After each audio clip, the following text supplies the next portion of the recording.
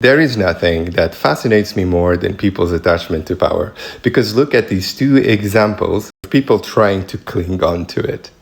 And both on the same topic, wokeness and identity politics. One comes from the Financial Times, a right-wing newspaper, and the other one comes from Novara Media, a self-described left-wing news publication.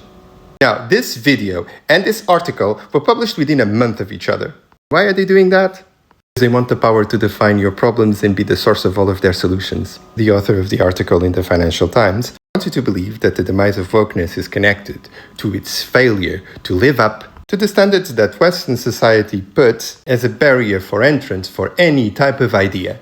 In this case, it was debate. It was reasoning. It was persuasion. By which I mean, to assert your own identity, you were unapologetic. You did not ask for permission. You did not have to explain why you should be treated as a human. You did not have to explain why your oppression was oppression. You bypassed the tools that allowed them to approve of you. You have a say on whether your oppression is valid, whether your feelings are valid, and that freaked them out. If the Financial Times is our liberal capitalist system, Novara Media's approach reflects a spectrum of the left-wing thought.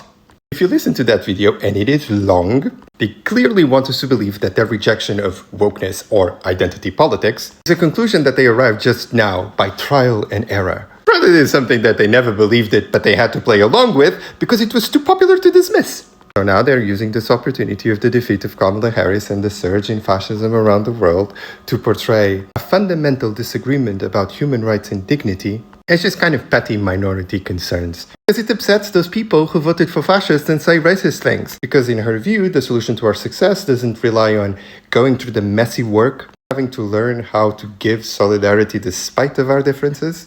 Because that's too complicated. Just become a member of the proletariat, because class. And accept that people like her, like them, were right all along and they're the only people who can offer you solutions. That they're not just one voice in the multitude, they are the most important voices that we need to hear and pay attention to. Like I said, it's power. So what's my point? We are living in a world in which we are going to need to build coalitions to stop the onslaught of fascism that is a threat to us all. That does not mean that every single person that you share trenches with has your best interest at heart. Remember who you are and why you fight.